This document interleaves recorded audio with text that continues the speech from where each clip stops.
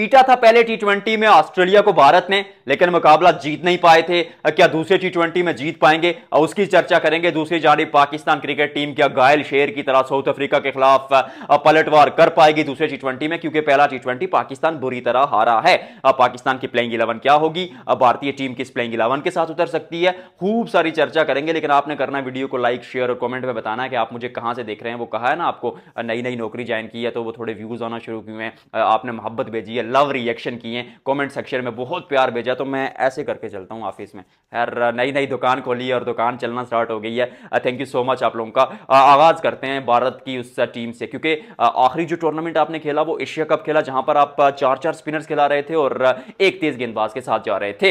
हार्दिक पांड्या आपके सेकंड तेज गेंदबाज थे, क्योंकि हार्दिक पांड्या जब अपने जोबन पे होते हैं, is that kind of player के वो ऐसा लगता है कि प्रॉपर ऑलराउंडर है यार। गेंदबाजी करता है तो ऐसा लगता है कि शायद गेंदबाज ही है। जब बल्लेबाजी में आते हैं तो बंदा सोचता है ये तो बल्लेबाज है यार, गेंदबाजी क्यों करता है? और फील्डिंग में भी अपना 100% देते हैं। तो फिर वो नहीं है, तो वो उनकी गैर मौजूदगी में अब नीतीश कुमार रेड्डी, शिवम दुबे, बहुत जिम्मेदारी उन पर। लेकिन जैसे भारत की टीम वो लाइनअप हो रही है, जैसे पहले टी20 में खेले, आप हर्षित राणा को खिलाते, जसप्रीत बुमराह को खिलाते, अर्शदीप सिंह को आप नहीं खिलाते। मुझे समझ नहीं आती कि हर्षित राणा ठीक है आखिरी वनडे में ठीक ठाक गेंदबाजी की थी, बट टी20 में Arshdeep Singh should have been the automatic choice. Perform किया लड़के ने, आईपीएल की मुश्किल कंडीशंस में परफॉर्म किया, भारतीय टीम के लिए परफॉर्म किया, तो उनको क्यों नहीं खिला रहे? हाँ, दूसरे टी20 में भी उनको नहीं खिलाएंगे। भारत की प्लेइंग 11 में आपको बता देता हूं। अच्छा, प्लेइंग 11 आपके सामने मौजूद है, तो मैं बात करता हूं भारतीय टीम की लाइनअप। सबसे बड़ी चीज भारतीय टीम की है कि शुभमन गिल रन्स बनाए। पिछले मुकाबले में गिल ने रन्स बनाए, कॉन्फिडेंस में दिखे, और जब गिल रन्स बनाएंगे तो आपकी पूरी टीम रन बनाएगी। उसकी वजह यह है कि गिल एक तो वनडे के कप्तान है, टेस्ट के कप्तान है और टी20 के वाइस कप्तान है। वो एक ऐसा खिलाड़ी है जो आपकी ऑटोमेटिक चॉइस है और उनको खिलाना ही खिलाना है, परफॉर्म करे ना करे भाई, you have to go with Gill. और जब गिल रन्स बनाएंगे तो पूरी टीम का कॉन्फिडेंस आएगा, क्योंकि एक ऐसा खिलाड़ी जो जनरेशनल टैलेंट है। और विराट कोहली के उस किंग के खिताब के बाद लोग कह रहे हैं कि प्रिंस जो है अब उनके उस अवतार को आगे लेकर चलेंगे, तो गिल का रन बनाना बहुत जरूरी था। छोटी बारी खेली थी पिछली इनिंग्स में, पर अच्छे कंट्रोल में दिखे थे, गेंद को अपने तक आने दिया था, कलाइयों का बेहतरीन उपयोग किया था।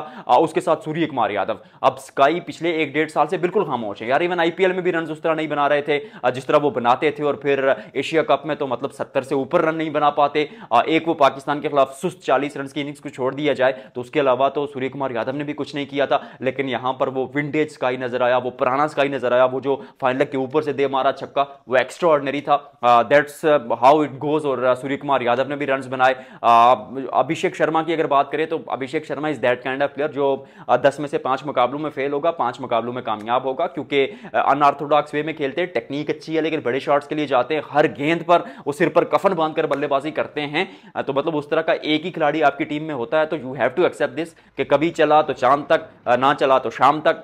तो मतलब अभिषेक शर्मा इसी तरह से खेलेंगे और इसी तरह से भारत को सोचना पड़ेगा कि भाई अभिषेक शर्मा को हम फ्री हैंड देंगे। हम सोचेंगे सूर्य कुमार यादव, तिलक वर्मा, शुभमन गिल, ये खिलाड़ी कैसे कंसिस्टेंटली परफॉर्म करते हैं। गेंदबाजी में पिछले टूर्नामेंट में आप 3-3 स्पिनर्स खिला रहे थे, 4-4 स्पिनर्स खिला रहे थे, यहां पर भी आपने 3 स्पिनर्स खिलाए। अक्षर पटेल को आपने खिलाया, कुलदीप यादव को खिलाया, वरुण चक्रवर्ती को खिलाया। मतलब ऑस्ट्रेलिया में 3 स्पिनर्स के साथ कौन जाता है, पर ये भारतीय टीम का ऑरा है, ये भारतीय टीम का एरा है। तो 3 स्पिनर्स के साथ ये थोड़ी सी दिक्कतें होंगी मुझे ऐसा लगता है, क्योंकि एक तेज गेंदबाज आप एक्स्ट्रा खिला सकते थे। आप कुलदीप को या इवन वरुण चक्रवर्ती को बिठाकर एक तेज गेंदबाज खिला सकते थे, क्योंकि उसकी वजह यह थी कि ऑस्ट्रेलिया में 3 तेज गेंदबाज आपको चाहिए। शिवम दुबे की तरफ आप देख जरूर रहे हैं, बट वो तीसरे गेंदबाज की भूमिका यहां नहीं निभा सकते। दुबई में जरूर किया था, लेकिन दुबई में मसला यह था कि पिच बहुत स्लो थी और उस स्लो पिच पर फहीम अशरफ अभी ठीक ठाक गेंदबाजी कर रहे थे। वहां पर हार्दिक पांड्या तो खैर एक्स्ट्रा ऑर्डिनरी गेंदबाजी कर रहे थे, तो शिवम दुबे ने कम चला दिया। लेकिन ऑस्ट्रेलिया में शिवम दुबे मुझे पर्सनली ऐसा लगता है कि नहीं काम कर पाएंगे। बुमराह इज एब्सोल्यूट बेस्ट, ज्यादा बात करने की जरूरत है नहीं इस खिलाड़ी पर, क्योंकि कद इतना बड़ा, और ऑस्ट्रेलिया में जब आते हैं तो वो जसप्रीत बुमराह 2x जसप्रीत बुमराह बन जाते हैं।